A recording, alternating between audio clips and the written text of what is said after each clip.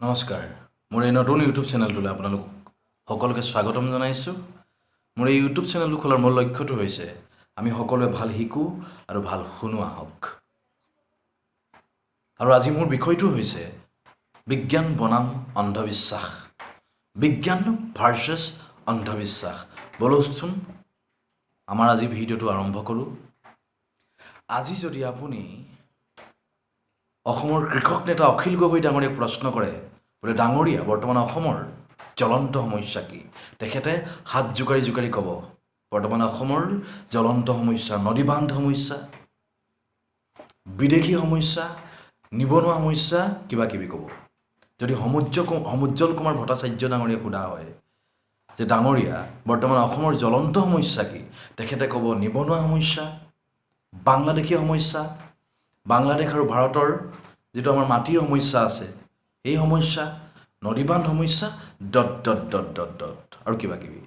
কিন্তু এনেকুৱা এটা সমস্যা আছে অসমত যিটো সমস্যাই গোটেই অসমীয়া জাতিটোক খুলি খাইছে, যিটো সমস্যাই গোটেই অসমীয়া জাতিটোক কোঙা কৰি পেলাইছে, অসমীয়া সমাজ ব্যৱস্থাক ধ্বংস কৰি পেলোৱাৰ উপক্ৰম হৈছে, যিটো সমস্যাই গোটেই অসমীয়া সমাজখনক এলান্ধুৱে আৱৰি গোটেই জাতিটোক ক'ৰবাৰ পৰা ক'ৰবালৈ নি আছে এই 21 শতিকাৰ যুগতো। সেই সমস্যাটোৰ কথা কিন্তু কোনো নকয় বা কোনো মাত মতা দেখা নাযায়।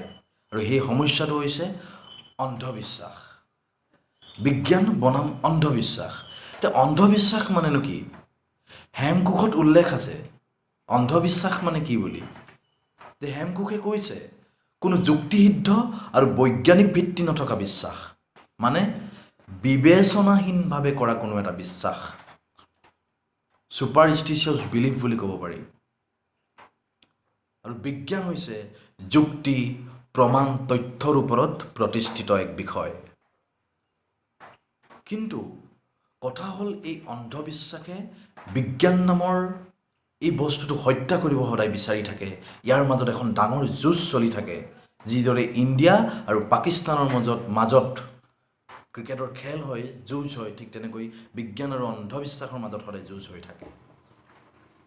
এতিয়া অন্ধবিশ্বাস মানে এনেকুৱা বিশ্বাস যিবোৰ বিশ্বাসে সমাজত কুপ্ৰভাৱ পেলায়, বিবেচনাহীনভাৱে কৰা বিশ্বাস। এতিয়া মোৰ প্ৰশ্ন হৈছে, কথা হৈছে এইটো, সকলোবিলাক বিশ্বাসেই বাৰু অন্ধবিশ্বাস নেকি? আমাৰ অসমীয়া সমাজত বহুত ধৰণৰ বিশ্বাস আছে, যিবিলাক বিশ্বাস সকলোবিলাক অন্ধবিশ্বাস নহয়। তাৰ ভিতৰত কিছুমান লোকবিশ্বাস আছে যিবিলাকত কিন্তু বিজ্ঞানসন্মত দৃষ্টিভংগী আছে, বিজ্ঞানসন্মত ধ্যান ধাৰণা আছে। আজি ধৰি লওক এই কাতি বিহুত পথাৰত যিটো আমাৰ চাকি জ্বলায় অসমীয়া সমাজে, লখিমীক আদৰিছোঁ বুলি যিটো বিশ্বাস আছে, সেই বিশ্বাসটো কেতিয়াও অন্ধবিশ্বাস হ'ব নোৱাৰে। সেই লোকবিশ্বাসটোত কিন্তু বিজ্ঞানসন্মত দৃষ্টিভংগী আছে। কিয়নো সেই কাতি মাহত পথাৰত গেৰ মেলে ধানবোৰে, সেইটো সময়ত বহুত পোক আহি তাত পৰেহি। খেতি পথাৰত গেৰ মালে তাৰ গোন্ধটোত আকৰ্ষিত হৈ পোক পৰুৱাবোৰ পৰেহি। যেতিয়া আমি চাকি জ্বলাই দিওঁ তাত, সেই গোটেই পোক পৰুৱাবিলাক আহি সেই চাকিৰ পোহৰত পৰি মৃত্যুমুখত পৰে আৰু গোটেই পথাৰখন কি হয়? পৰিষ্কাৰ হয়। কিন্তু সেই কথাটো নাজানে আমাৰ অসমীয়া খেতিয়কবিলাকে। তাকে নকৰি এগছ চাকি জ্বলাই থয়। মই কওঁ গোটেই দিনটো, সেই দিনটো কাতি বিহুত গোটেই পথাৰখন পোহৰাই তুলিব লাগে। তেতিয়া পোক পৰুৱা মৃত্যুমুখত পৰিব তাত পৰি, আৰু পথাৰখন পৰুৱাৰ পৰা বাচিব। কীটনাশক ব্যৱহাৰ কৰিব নালাগে। আৰু এয়া হ'ল লোকবিশ্বাস। অন্ধবিশ্বাসে কিন্তু বিজ্ঞানৰ সদায় বিৰোধিতা কৰে। ডাইনী হত্যা, কুমন্ত্ৰ, যাদুমন্ত্ৰ, বেজালি, এইবিলাকে সমাজত বেয়া প্ৰভাৱ পেলায়। কিয় কৈছোঁ শুনক। আজি আপোনাৰ গাঁও অঞ্চলবিলাকত এতিয়াও প্ৰচলিত, কাৰোবাৰ বেমাৰ হৈছে, কিবা হৈছে, বেজৰ ওচৰত যায়, বেজে চোৱাই কয় যে আমুকে তোমাক কিবা কুমন্ত্ৰ কৰিছে। লগে লগে সেই মানুহজনৰ যোনে কৰিছে বুলি কৈ দিয়ে যে ওচৰ চুবুৰীয়া আমুক তামুকে কৰিছে। তেতিয়া বেয়া এটা দৃষ্টিভংগী সেই ওচৰ চুবুৰীয়াজনৰ প্ৰতি হৈ যায় মানুহজনৰ যাৰ বেমাৰ হৈছে। গতিকে এইবিলাকে বেয়া। ডাইনী হত্যা, কিবা পোহে, ভূত পোহে, কিবা পোহে বুলি কৈ দিয়ে। গাঁও অঞ্চলবিলাকত এতিয়াও আছে, ইমান ডাইনী হত্যা হৈ আছে। এইবিলাক কেৱল অন্ধবিশ্বাসৰ বাবে হৈছে। এতিয়া কথা হ'ল বিজ্ঞান হ'বলৈ হ'লে বৈজ্ঞানিক মানসিকতা এটা গঢ় লৈ উঠিবলৈ হ'লে কেৱল সেই ছাত্ৰজন বিজ্ঞানত পঢ়িব লাগিব নেকি, ছায়েন্স পঢ়িব লাগিব নেকি?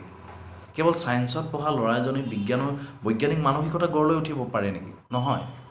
একদম নোপোজা গাঁৱৰ মানুহ এজনৰো বৈজ্ঞানিক মানসিকতা এটা থাকিব পাৰে, যদিহে তেখেতসকলে যিকোনো এটা বিশ্বাস, যিকোনো এটা আগৰ পৰা প্ৰচলিত বিশ্বাস নিজৰ যুক্তিয়ে, নিজৰ বিবেচনাৰে বিবেচনা কৰে, বিশ্লেষণ কৰে, তেতিয়াহ'লে সেই মানুহজনৰ মনতো একদম সোজা অ ক খ নজনা মানুহ এজনৰ মনতো বৈজ্ঞানিক মানসিকতা গঢ় লৈ উঠিব পাৰে।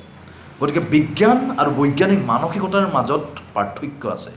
বিজ্ঞান পঢ়িব পাৰে এজন মানুহে, বিজ্ঞান পঢ়ি MSc BSc পাছ কৰিব পাৰে, ৰিচাৰ্চ কৰিব পাৰে, PhD কৰিব পাৰে, কিন্তু সেই মানুহজনৰ বৈজ্ঞানিক মানসিকতা নাথাকিবও পাৰে।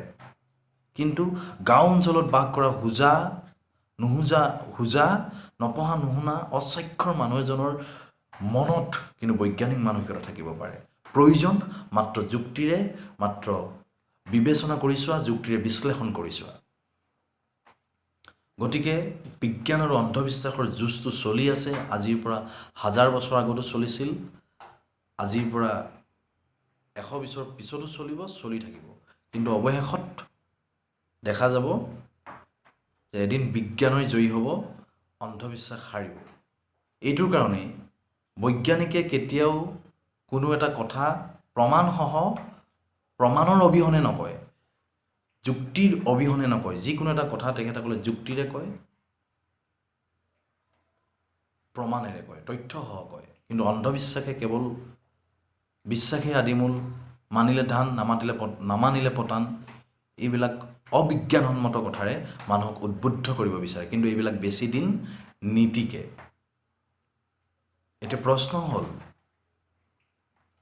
আমাৰ মনৰ পৰা কেনেকৈ এই অন্ধবিশ্বাস, এই কুসংস্কাৰবিলাক আঁতৰাম আৰু আমাৰ মগজুত বিজ্ঞানসন্মত দৃষ্টিভংগীৰ সৃষ্টি কৰিম?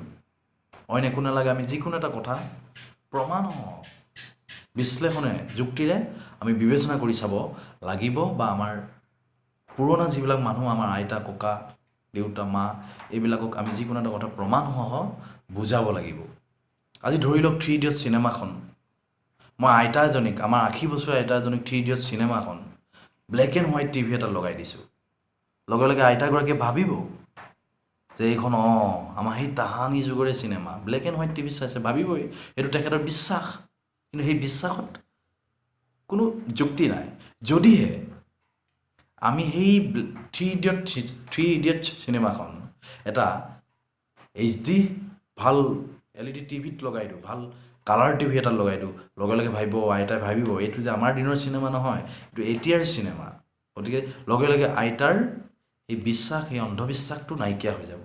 গতিকে এইদৰেই আমি আমাৰ যিমান দূৰ পাৰোঁ, আমাৰ ককা আইতা, আগৰ পুৰণা মানুহবিলাকৰ মনৰ পৰা এই লোকবিশ্বাস নহয়, অন্ধবিশ্বাস, এইবিলাক আমি আঁতৰোৱাৰ চেষ্টা কৰিব লাগে আমাৰ যুৱ প্ৰজন্মই। এই আপোনালোকক অনুৰোধ জনাইছোঁ, আপোনালোকেও কৰিব। অন্ধবিশ্বাস বিজ্ঞানৰ মাজত সদায় বিশ্লেষণ কৰি চাব। কেতিয়াও বিবেচনাহীনভাৱে কিবা এটা বিশ্বাস আপোনালোকে গ্ৰহণ নকৰিব। বিজ্ঞানসন্মত দৃষ্টিভংগী কোনো এটা কথা বিচাৰ কৰিব। সেয়ে আপোনালোকক অনুৰোধ জনাইছোঁ। যদি ভিডিঅ'টো ভাল পালে লাইক কৰিব আৰু আপোনাৰ শ্বেয়াৰ কৰি দিব। ধন্যবাদ।